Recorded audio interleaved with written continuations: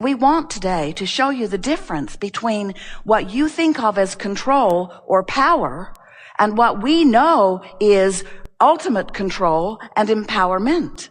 In other words, when you are wanting to control someone, think about something all out of whack and you are feeling bad as you are observing it. Whether it's about your world economy, whether it's about your own personal experience, something that you cannot control. There are too many moving parts, and as you attempt to control it, you can't.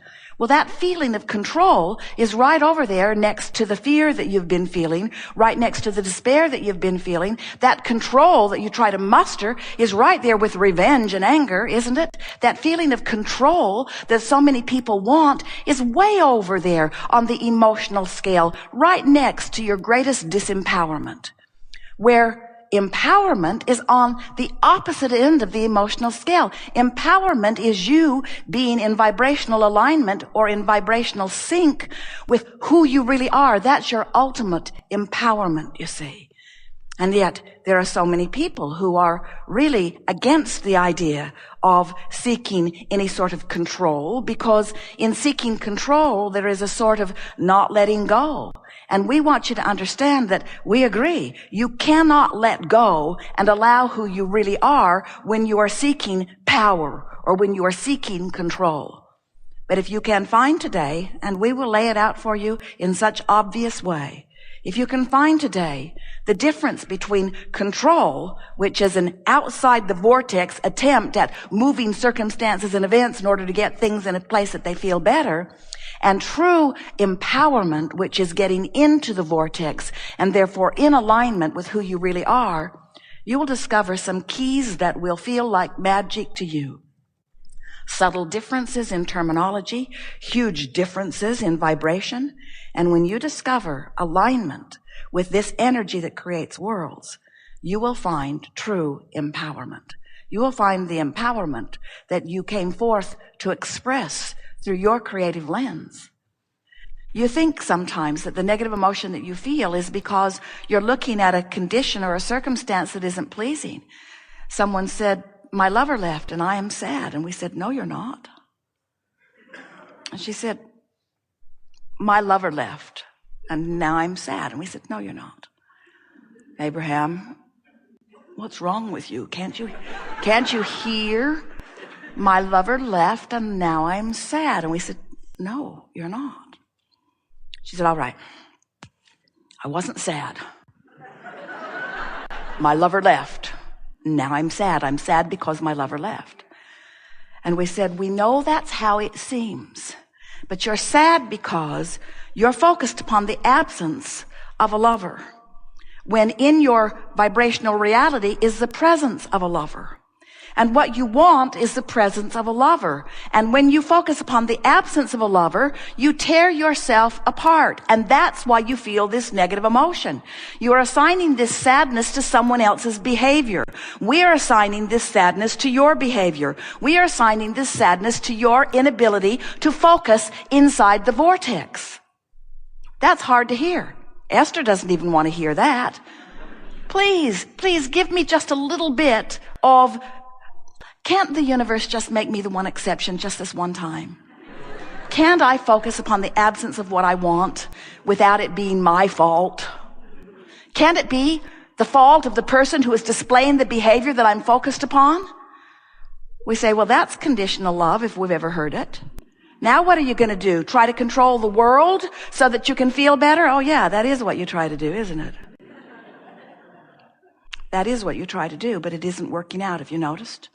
You have a war on drugs and a war on terrorism and a war on cancer and a war on teenage pregnancy and a war on, and they're all getting bigger because when you push against unwanted things, you hold yourself outside the vortex where the solution is.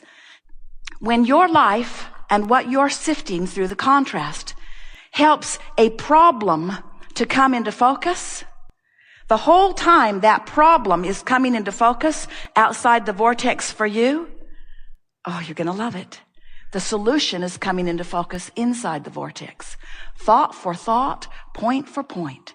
Little problem, little solution. Bigger problem, bigger solution. Boom, boom, boom, boom, boom, boom, boom, boom, boom, boom, boom, boom, boom. We're not kidding you. In every moment that through life, you, blessed beings that you are, have carved out and defined with great detail the problem. Without even knowing it, you've been carving out with great detail the solution. You just haven't known it because while you're beating the drum of the problem, you don't have access to the solution. But it doesn't mean it isn't there, and it doesn't mean we don't have access to it, and it doesn't mean you can't too if you'll come over here where we are.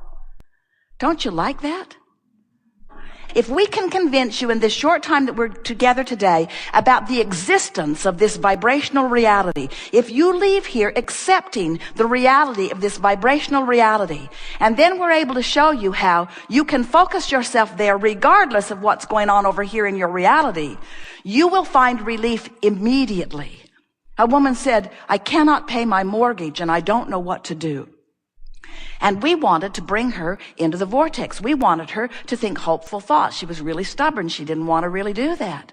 She wanted to face reality. But once we were able to convince her that she can't, in this moment, while we're having a conversation with her, she can't produce out of thin air the money to pay her mortgage. It had gone far out of whack. She was not going to manifest those dollars that day, in that moment, in the hour that we spent in conversation. She was not going to manifest those dollars. So she could not change reality. And if her emotion depended upon her reality changing, then she was in for a long, hard winter. But if we could convince her that her emotions don't have to be dependent upon what manifests in this moment, when we were able to convince her that she could go into the vortex where relief is now, she can find relief now. She can't find the money this red hot minute, but she can find relief now, this red hot minute. She can find relief. She can go to the vortex. She can find relief. And once we were able to suck her in with our very clever, law-based knowledge, in her absence of resistance, the money came that week. When you release resistance, you release the only thing that is holding you apart from what you want. The difference is, so many humans aren't willing to release resistance until the help comes. They say, I want to be over there. And we say, what's over there? And they say, I don't know, I'm over here. We say, well, what would it be like over there? I don't know, I'm over here. Well, try to think about what it's like over there. I can't. I'm so unhappy about what's over here. We say, well, if you could just think about what's over there, you could shift the way you feel. And then vibrationally speaking, you'll be over there and then everything else will follow. Now, bring it to me while I'm over here and then I'll go over there. That's sort of what most people say. Show it to me. Show me the money. Show it to me. And then I will have a emotional response to what is. And we say, that really is the opposite of what the art of allowing is. The art of allowing is finding a way of allowing alignment regardless of what's going on in reality. It's also what unconditional love is. I'm going to find alignment with the love that is me, regardless of the condition that's going on. I'm going to discover unconditional love. I'm going to discover unconditional alignment. I'm going to discover unconditional releasing of resistance. I'm just going to let it go because it doesn't feel good.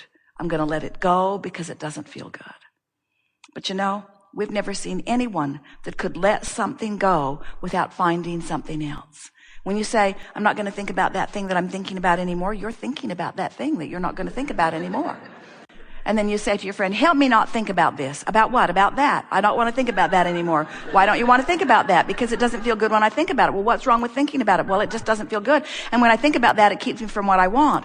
Well, then you shouldn't think about that. I know I'm trying not to think about that, but I'm thinking about that. I wish I didn't think about that. If that thing wasn't so big, you know, that thing's been there for so long. Have I told you how long that's been there? That's been dogging me for as long as I can remember. And the more you talk about what you're not going to think about, the bigger it gets, and the more you use it as your excuse not to go into the vortex.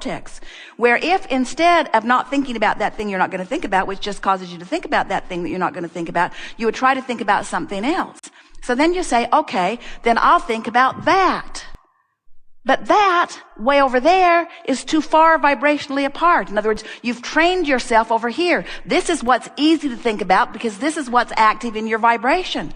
So we want you to be nice to yourselves when you say, I'm thinking about this, but I'm not thinking about it as much. And I can't think about that because I've trained myself to think about this. What you want to do is think about this a little closer to what you really want. Think about this. In other words, move incrementally. Just reach for the best feeling thought that you can find from where you are until you train yourself into the vicinity of your vortex. This vortex of creation, do you accept its reality? Doesn't matter if you do or not, it is reality. The larger part of you is there, even in your ignorance of it. There it is with everything you want. And this vortex, this edge of the vortex is somewhere on the emotional scale between hope and belief. That's where it is. So if you're over here in fear, you're nowhere near the vortex. And even though the vortex is calling you, it's pulling you forward. When you go from despair and the vortex gets hold of you a little bit and pulls you forward, you end up in revenge. And you say, oh, that doesn't feel very vortex-like. We say, yes, it does. It's closer. It's closer to the vortex than you were.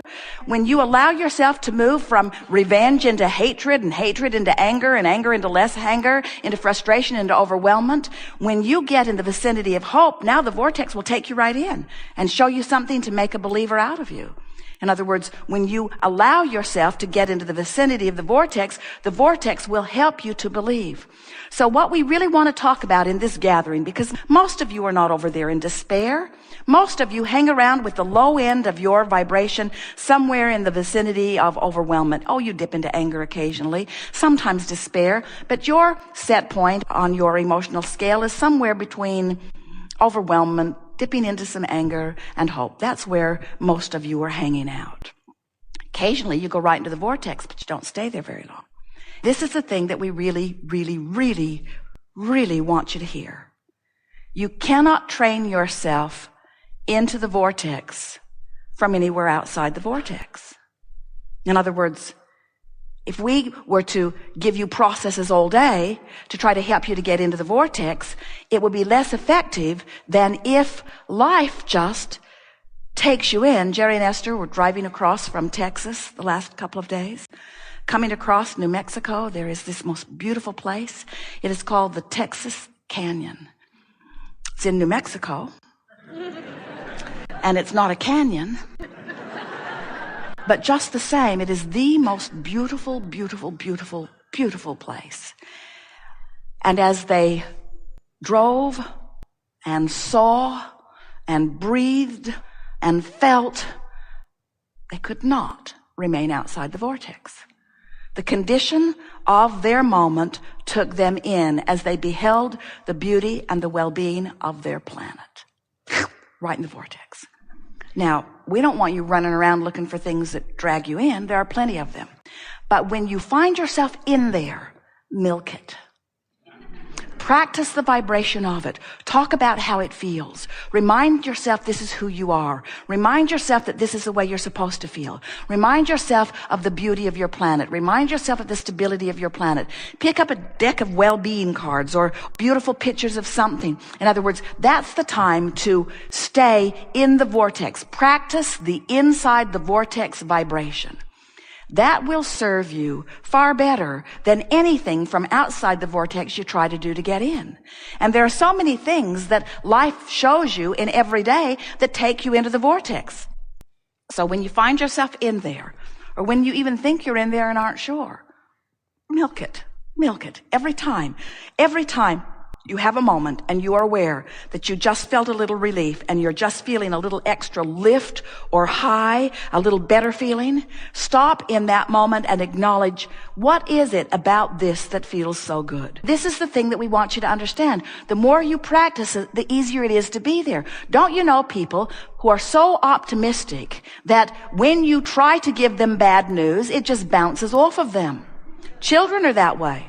When you find yourself in the vortex, milk it with everything that you've got until you have such a vibration going on from inside the vortex that no one and nothing that is reverberating out there with a different frequency has any access to you. And what you will begin to discover is those old troublesome thoughts that used to make their way into your consciousness frequently, they're gone. Old grudges lift off of you. You stop rendezvousing with ornery people. You stop rendezvousing with people in traffic that are inconsiderate. In other words, when you train yourself into a vibration of well-being, when you become solution-directed rather than problem-directed, when you train yourself inside the vortex, everything in your world will shift because you are the point of attraction.